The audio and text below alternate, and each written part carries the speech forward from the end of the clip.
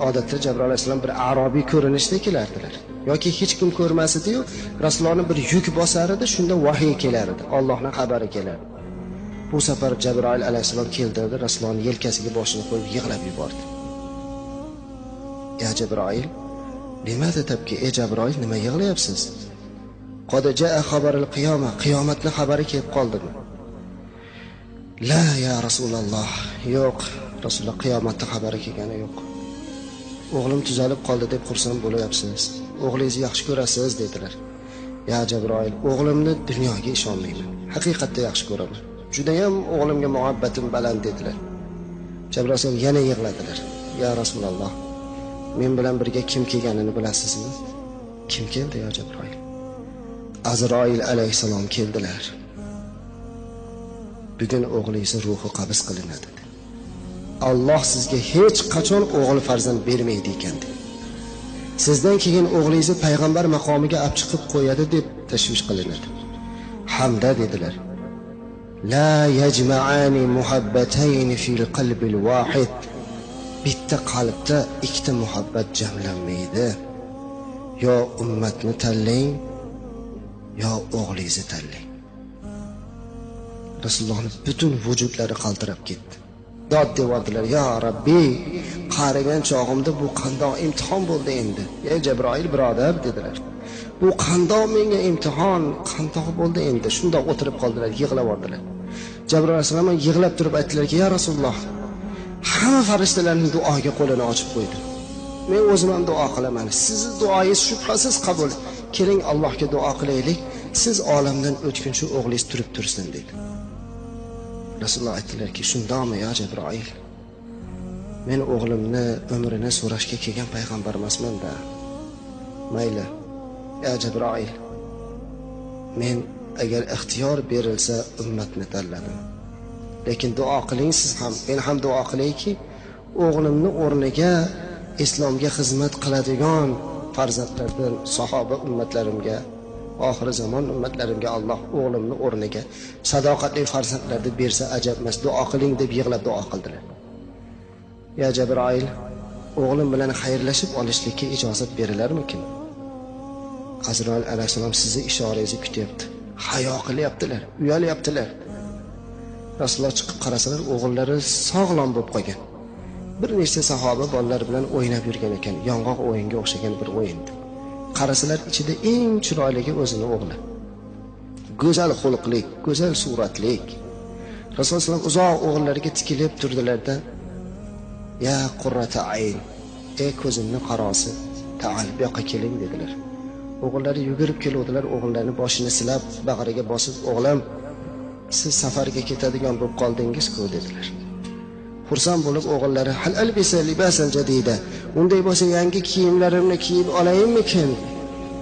Rasululloh yig'lab yuborib, "Ey bolam, siz kiyim kerak bo'lmaydigan, dunyo kerak bo'lmaydigan joyga ketadigan bo'lib qoldingiz. Uyga kirib bir mehmonda ziyorat qilib chiqishingiz kerak" dedilar. Fahmi farosatda Rasulullohning qoni bo'lganligi uchun farzand darhol tushundilar.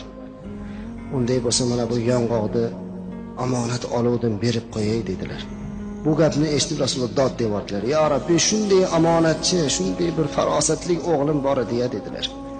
O'g'illari borib haligi yong'oqni o'rtoqlariga berib, har biri bilan qo'l berib xayrlashdi. Xuddi kattalardek ularni ba'zi birlarning yuzini qo'yib mahkam bag'riga bosdi. Jabroil alayhisalom chidamayaptilar, yig'lab turibdilar. "Ya Rasululloh, duo ilalloh, Allohga duo qiling, Allohga duo qiling" deb turibdilar Jabroil alayhisalom. Rasululloh yig'lab o'g'lini tomosha qildilar. Hamma o'rtoqlari bilan quchoqlashib keldilar. Rasulullohga aytdilarki, "Ya abi, ya otajon, endi siz boshlang.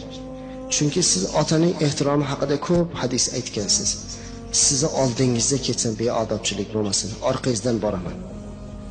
Bu gap yana Rasulullohga olov quydi.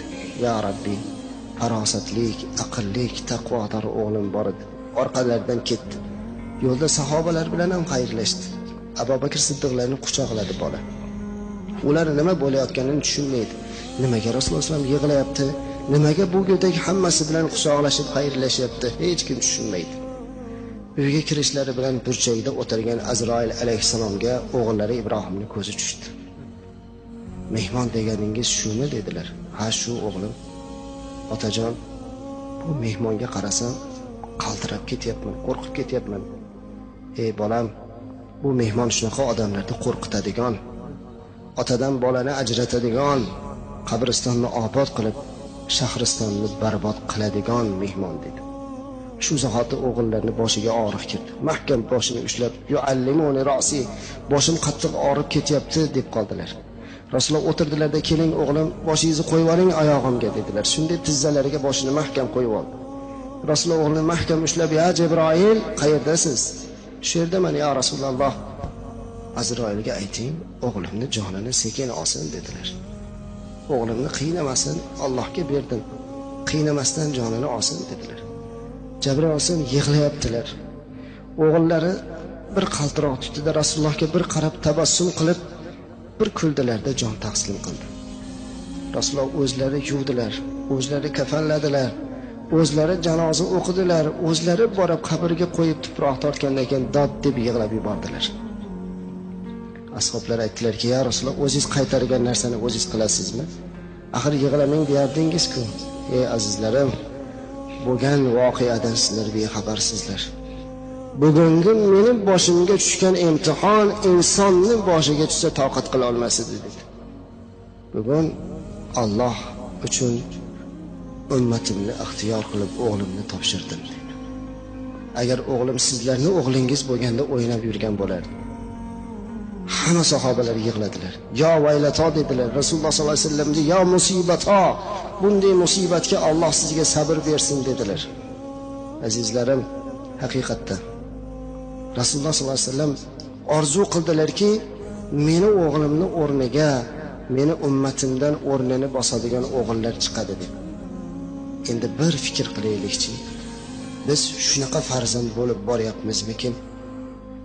Ya Rasululloh sollallohu alayhi vasallam, o'g'lingizni bizni o'rnimizga fido qilgan ekansiz, biz shunga loyiq farzand bo'ldik deyapmizmi?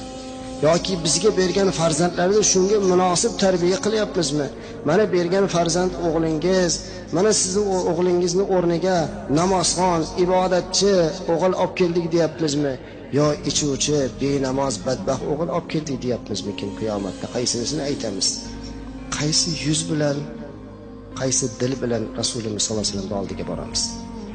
Ammo azizlar, Rasululloh sollallohu alayhi vasallam shunday holatda ham bizni ixtiyor qildi.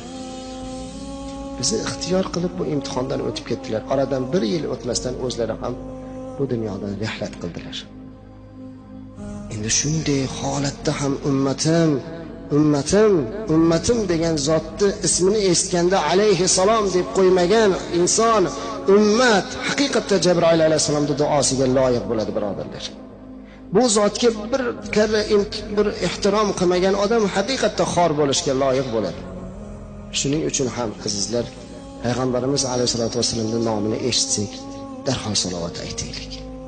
Alayhissalom deylik. Sallallohu alayhi vasallam deylik. Har kuni aytaylik, farzandlarga o'rgataylik bunga. 3-duolari Jabroil alayhissalom aytdilarki, "Iza dakhala Ramazon oyi kirsa-yu, gunohlardan poklanib chiqmagan odamga ham Allohning la'nati bo'lsin" dedi.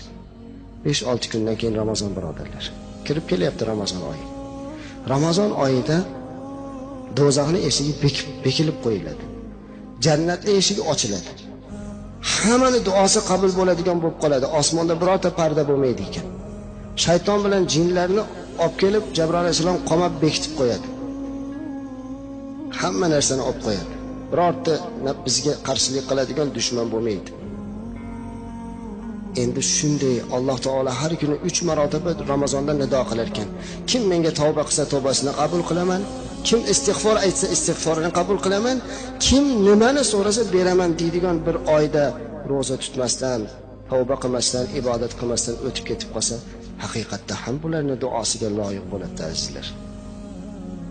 Ramazon oyida yildan yilga rozador ko'payishdi, o'rniga kamayib boryapti. Buni yashiradigan joyimiz yo'q. Kamayyapti azizlar. Avvalgi hurriyat boshlangandagiga nisbatan hozir kamayib ketdi. Shaharda, ko'chalarda yurganimizda bemalol ko'chalarda ovqatlanayotgan birodarlarimizni, aka-ukalarimizni ko'ryapmiz. Hatto birlarini ko'rib biz o'tgangi ro'zada chaqirib, "Ey birodar, siz yaxshi odamning farzandi edingiz. Ko'chada bemalol shashlik somsa yeb o'tiribsiz-a? Axir Ramazon oyi bo'lsa" desak, "Ey domla, doktor tutmang dedi, oshqozonim kasal edi." Barakalloh. Shariat shunday birodarlar. Shariatda chiroyli narsa yo'q. Kasal bo'lsa tutmasin, tabib aytgan bo'lsa qilmasin, ammo ko'chada maishat qiling degan emasda bu. Roza tutmang dedimi doktor? Tabib aytdi, mabodo haqiqatda ham roza tutmang dedi bir sabab bilan. Uyiga kirib, hatto quyoshdan uyalib, bir qorong'i joyga kirib o'lmaydigan darajadagi ovqatlansin-da endi. Ovqat yetib ham, "Ey Parvardigor, bu ro'zador degan zotga sen jannatda bitta maxsus darvoza quribsan. Uning Rayyon deb ism qo'yibsan. Qiyomat qoyim bo'lganda kim ro'za tutgan bo'lsa shundan kirsin debsan. Menga nima yomonlikki, meni sog'ligim ro'zani ko'tarmaydi" deb yig'lasin. "Ey Parvardigor, salomatligimni bergin. Men ham ro'za tutib, har bir ro'zamga 600 barobar savobni olay" deb yig'lab Allohdan so'rasin. Maishat qilishlik kerak emas, birodarlar. So'rash kerak Xudodan. Yig'lab. Avliyolardan birlari tush ko'ribdi. Tushlarida bir yahudi jannatda yurgan ekan. Yahudiydan so'rabdiki, "Sen yahudi jannatda nima qilyapsan?" "Ey avliyo Alloh, Ramazon oyi edi. Ko'chada Ramazon oyida o'g'lim non yeb yurganini ko'rib, o'g'limni bir shapaloq urib, qo'lidan nonini olib, shunday Ramazon oyi bo'lsa, butun musulmonlar roza bo'lsa hurmat qilmaysanmi degan edim. Shuni sharofati bilan Alloh meni hamma gunohlarimni kechiribdi." Azizlar, biz musulmon farzandi bo'lib roza tutmasak, qabohat-ku, bu zalolat-ku.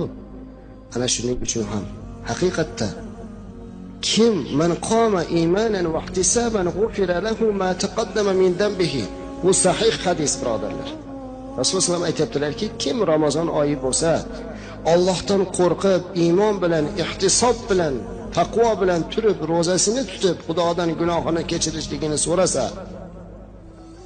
ro'za chiqqandan keyin onadan tug'ilganda go'dakda gunoh bo'lmaganda chiqadi deyapti.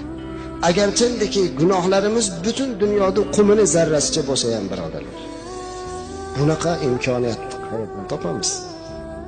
Bu tavba, bunday tavba qilishlik bizning islomda bor xolos. Shuning uchun ham azizlar, Ramazon oyida da'vat qilaylik. Ro'zadorimizni ko'paytiraylik, ibodatchilarimizni ko'paytiraylik. Shoyatki mana shu ro'zadan chiqqandan keyin yana ibodatchi safchilarimiz ko'payib ketsin. Duo qilaylik. Subhana robbika robbil izzati amma yasifun va salamun alal mursalin. Alhamdulillahi robbil alamin. Ey Parvardigor olam, biz hammalarimiz bir gunohkor, bir bandalaring. Qo'limizni ochib sendan duo qilib, umid qilib turibmiz. Avvalo payg'ambarimiz sollallohu alayhi va sallamga bizlarda salovatimiz bo'lsin. Bu zotga duolarimiz bo'lsin. O'zingga hamd va sanoyimiz bo'lsin. Duosi qabul bo'lmaydiganlar qatorida ota-onaga duo qilmaydiganlar bor ekan. Duoga qo'l ochib turgan hammamizni vujudimizga sababchi bo'lgan ota-onamizni rahmatingga olgin. Qiyomat qoyim bo'lganda ota-onasini rozi qilganlar safida turishlikda shu yerda turgan hamma jamoatga nasib aylagin ya Rabbi. Allohim, kelayotgan Ramazon ro'zasini bizlarga muboraklik qilib, salomatlik bilan, tinchlik bilan ro'zalarni tutib, o'zingning yo'lingda yuradigan bandalardan bo'lib chiqaylik. Mana shu yerda o'tirgan jamoatimiz agar ozgina dunyo tashvishi bilan ota-onamizga bee'tibor bo'lib qolgan bo'lsak, shu marosimdan chiqib ota-onasini oldiga borib duo qiling deyishlikka himmat, taqvo bergin ya Rabbi. Sizlar duosini oladigan ota-onalari o'tib ketib qolgan bo'lsa, hech bo'lmasa bitta oyat hadoya qilishlikka ilm, taqvo, ilm bergin ya Rabbi.